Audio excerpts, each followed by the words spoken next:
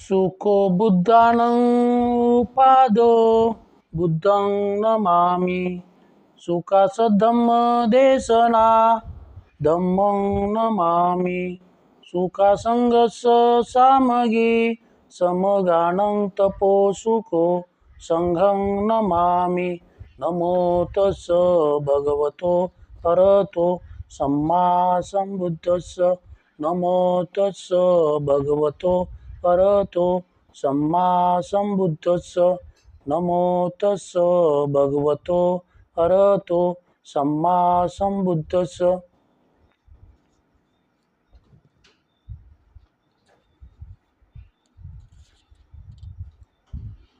परेचन विजानन्ति मयमेतयमामसे।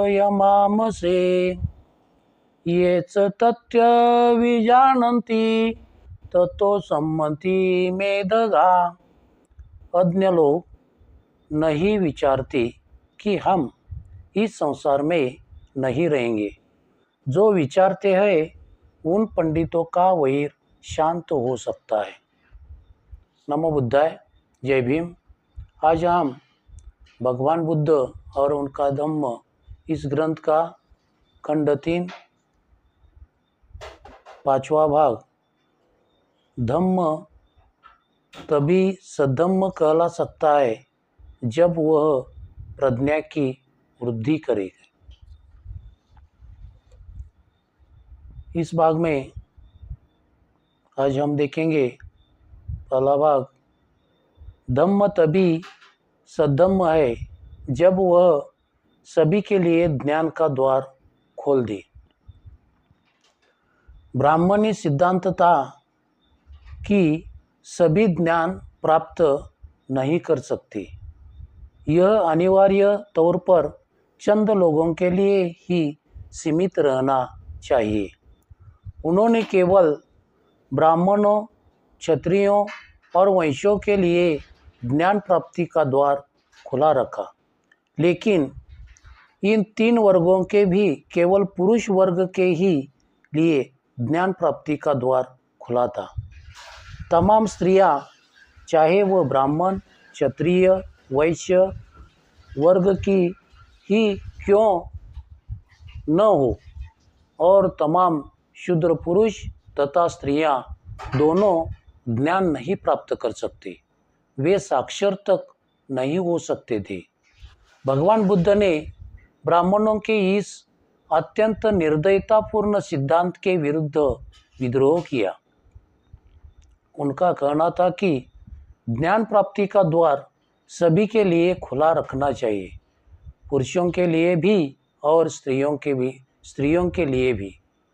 बहुत से ब्राह्मणों ने उनसे शास्त्रार्थ करने का प्रयास किया। ब्राह्मण लोहीच के साथ तथागत का जो वाद विवाद हुआ, उससे उनके विचारों पर बड़ा प्रकाश पड़ता है। महान भिक्षु संघ सहित चारिका करते करते भगवान बुद्ध जब एक बार कौशल जनपद से गुजर रहे थे, तो वे एक बार शाल के पेड़ों से घिरे हुए सालवतिका नामक ग्राम में पहुँचे। उस समय सालवतिका खूब आबाद था। घास, जंगल और धन धान्य की कमी न थी। कौशल नरेश प्रसन्नजीत ने वह गांव लोहिच ब्राह्मण को दे रखा था। उस गांव पर उनका वैसा ही अधिकार था मानो वह वहां का राजा हो।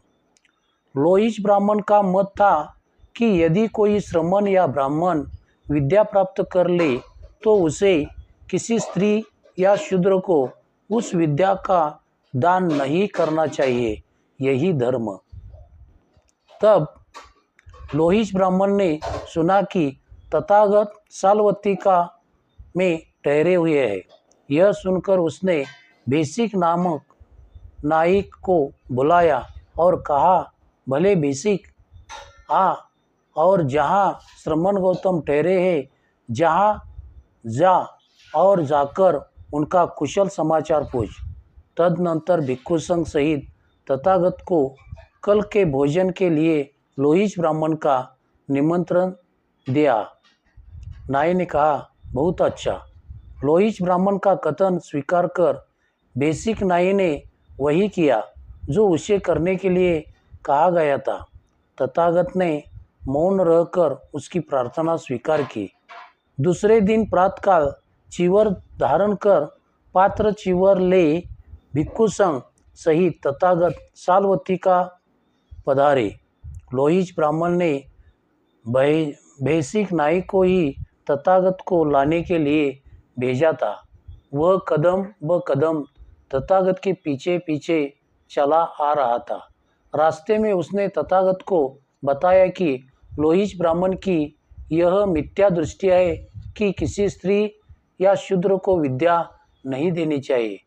बेसिक ऐसा हो सकता है, बेसिक ऐसा हो सकता है, तथागत ने कहा।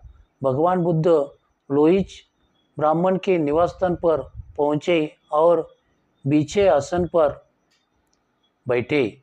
तब लोहिच ब्राह्मण ने भिक्षु संघ सहित तथागत को अपने हाथ भोजन से सब प्रकार के मधुर खाद्य भोज्य से संतुष्ट किया।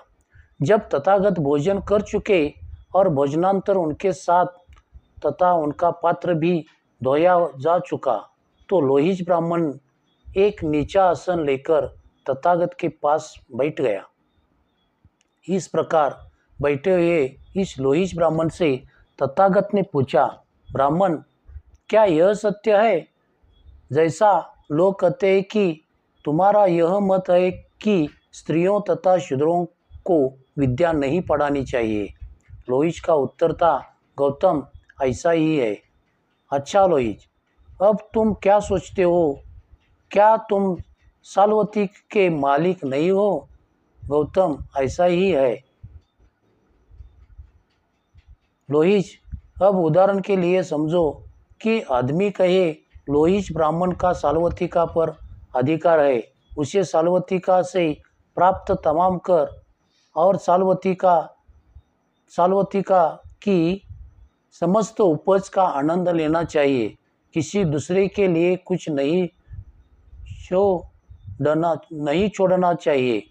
तो इस प्रकार की बात कहने वाला आदमी क्या उन लोगों के लिए खतरनाक नहीं होगा जो तुम पर निर्भर करते हैं? गौतम, वो उनके लिए खतरनाक होगा। हे लोहिच, तो क्या ऐसा खतरनाक आदमी उनका हित चिंतक समझा जाएगा? लोहिच बोला, नहीं गौतम, ऐसा आदमी उनका हित चिंतक नहीं होगा। जब वह उनकी हित चिंता नहीं करेगा तो क्या वह उनका मित्र होगा व शत्रु? गौतम, शत्रु होगा। तो जो किसी का शत्रु बनाए, ऐसा सिद्धांत ठीक है या गलत? गौतम, वह गलत सिद्धांत है। लोहिच, अब तुम क्या सोचते हो? क्या काशी और कौशल जनपद राजा प्रसन्नजित के अधिकार में नहीं है? गौतम, है। लोहिच, अब उदाहरण के लिए समझो कि एक आदमी कहे कौशल नरेश प्रसन्नजित का काशी और कौशल पर अधिकार है, उसे ही काशी कौशल से प्राप्त तमाम कर और काशी कौशल की समस्त उपज का आनंद लेना चाहिए, किसी दूसरे के लिए कुछ नहीं छोड़ना चाहिए। क्या इस प्रकार की बात कहने वाला आदमी क्या उन सब लोगों के लिए जो राजा प्रसन्नजित पर निर्भर करते हैं, तुम और दूसरे सब लोग, उनके लिए खतरनाक नहीं होगा? गौतम, वो खतरनाक होगा। हे लोहिच, तो क्या ऐसा खतरनाक आदमी उनका हित चिंतक समझा जाएगा? लोहिच बोला, नहीं, ऐसा आदमी उनका हित चिंतक नहीं होगा। जब वह उनकी हित चिंतता नहीं करेगा तो क्या वह उनका मित्र होगा या शत्रु? गौतम, शत्रु होगा। तो जो किसी का शत्रु बनाए, ऐसा सिद्धांत ठीक है या गलत है? गौतम, ऐसा सिद्धांत गलत है। लोहिच, तो तुम यह बात स्वीकार करते हो कि जो यह कहे कि क्योंकि साल्वतिका पर तुम्हारा अधिकार है, इसलिए साल्वतिका के तमाम कर और सारी उपज का तुम्हें ही उपभोग करना चाहिए, किसी दूसरे के लिए कुछ नहीं छोड़ना चाहिए।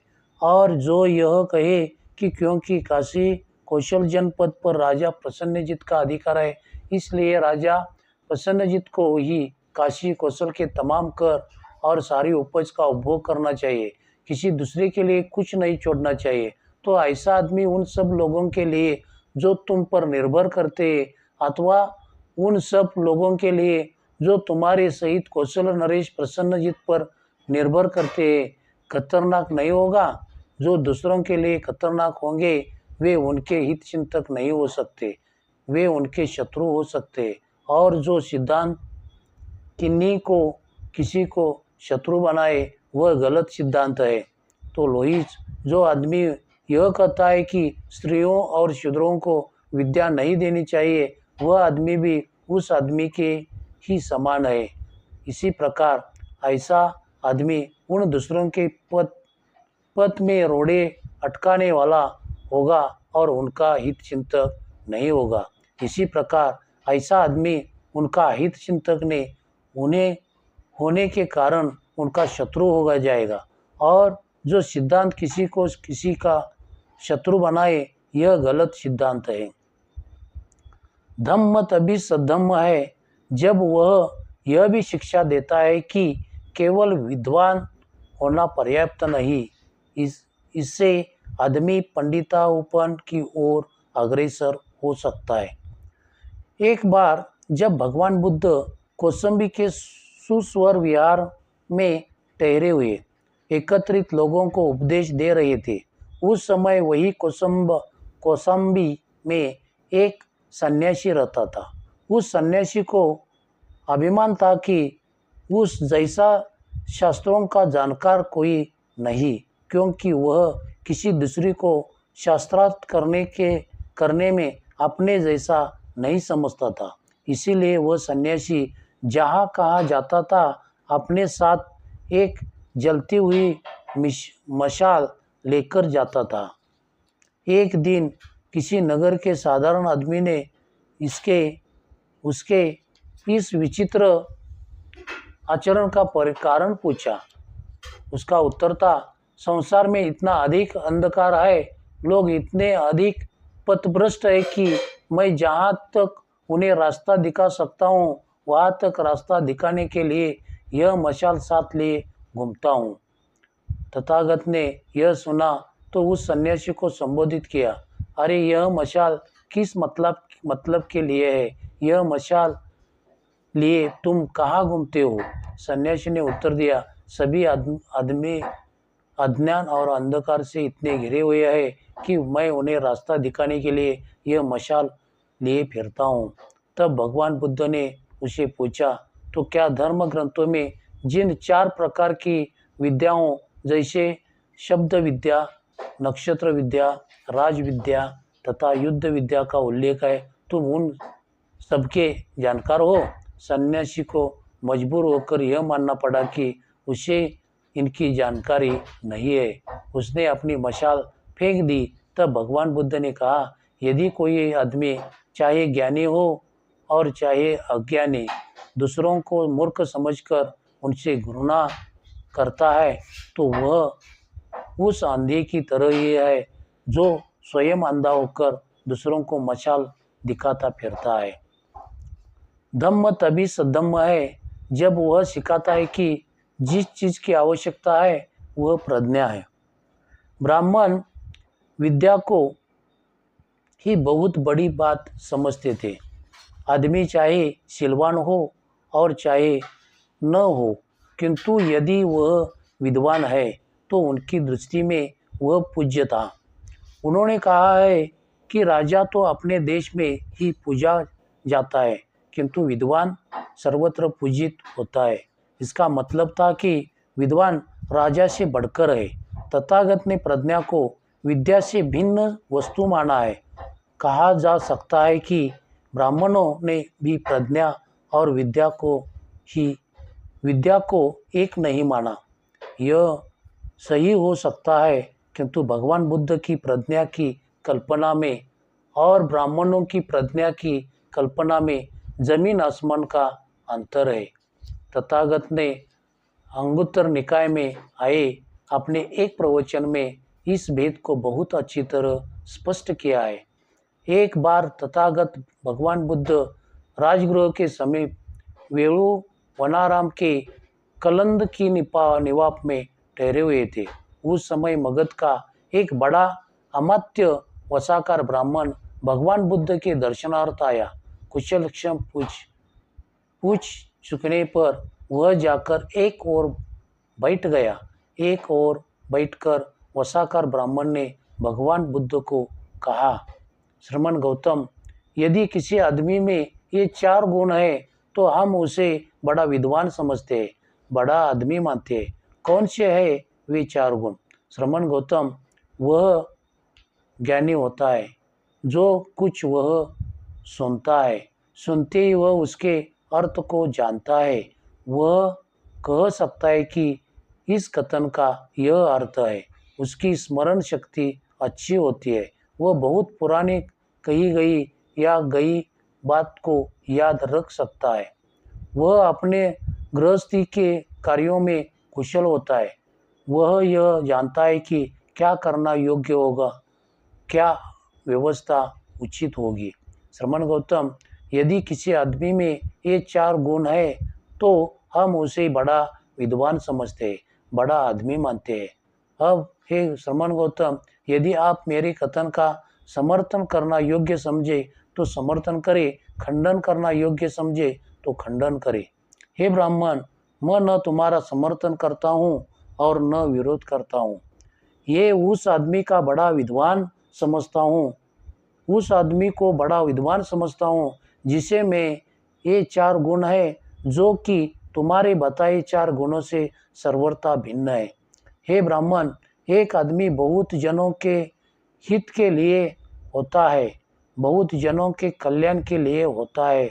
उसके कारण बहुत से आदमी सुंदर, हितकर, उत्तम पद के अनुगामी है। वह जिस विषय में मन को लगाना चाहते हैं उस विषय में वह मन को लगा सकता है। जिस विषय में मन को नहीं लगाना चाहता उस विषय में वह मन को उधर जाने से रोक सकता है। जिस संकल्प को वह मन में उत्पन्न होने देना चाहता है उस संकल्प को मन में उत्पन्न होने देता है। जिस संकल्प को मन में उत्पन्न होने देना नहीं चाहता उस संकल्प को मन में उत्पन्न होने नहीं देता। इस प्रकार उसे अपने विचारों पर अधिकार होता है। वह जब चाहे बिना कठिनाई के, बिना तकलीफ के चारों लोकोत्तर ध्यानों को प्राप्त कर सकता है, जो इसी जीवन में भी सुख विहार के लिए है।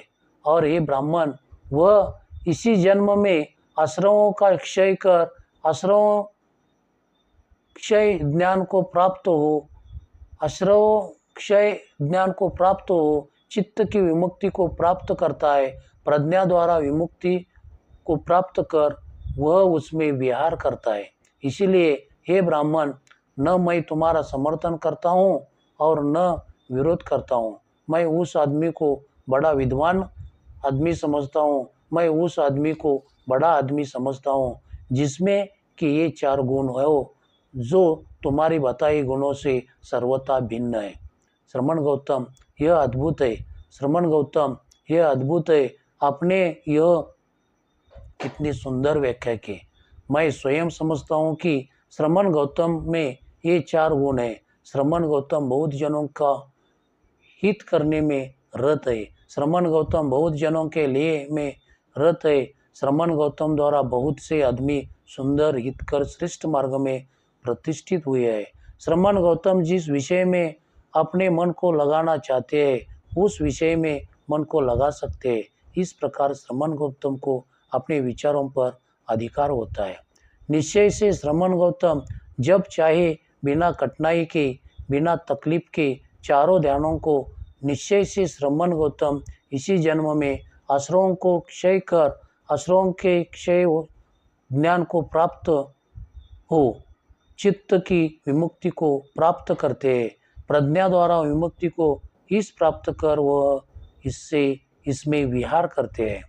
यह बिल्कुल साफ शब्दों में भगवान बुद्ध द्वारा प्रतिपादित प्रज्ञा में और ब्राह्मणों द्वारा प्रतिपादित प्रज्ञा में भेद स्पष्ट कर दिया गया है। यहाँ यह भी स्पष्ट हो गया है कि भगवान बुद्ध विद्या की अपेक्षा प्रज्ञा को क्यों अधिक महत्व देते थे।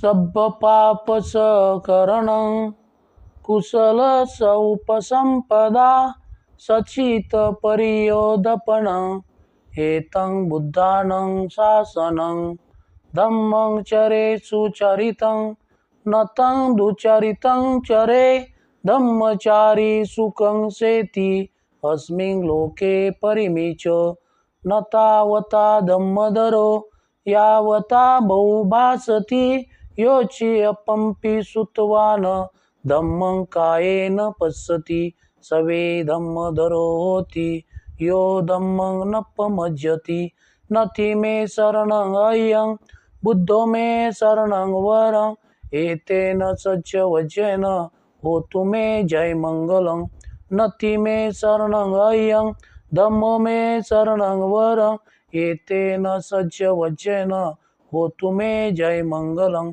नथि मे शरणं अयं संघो मे शरणं वरं एतेन सच्च वचेन होतु मे जय मंगलं नमो बुद्धाय नमो धम्माय नमो संघाय साधु साधु साधु। नमो बुद्धाय। जय Bhim. Discovery of Buddha in India आवडल्यास लाईक, शेअर अँड सबस्क्राईब करा.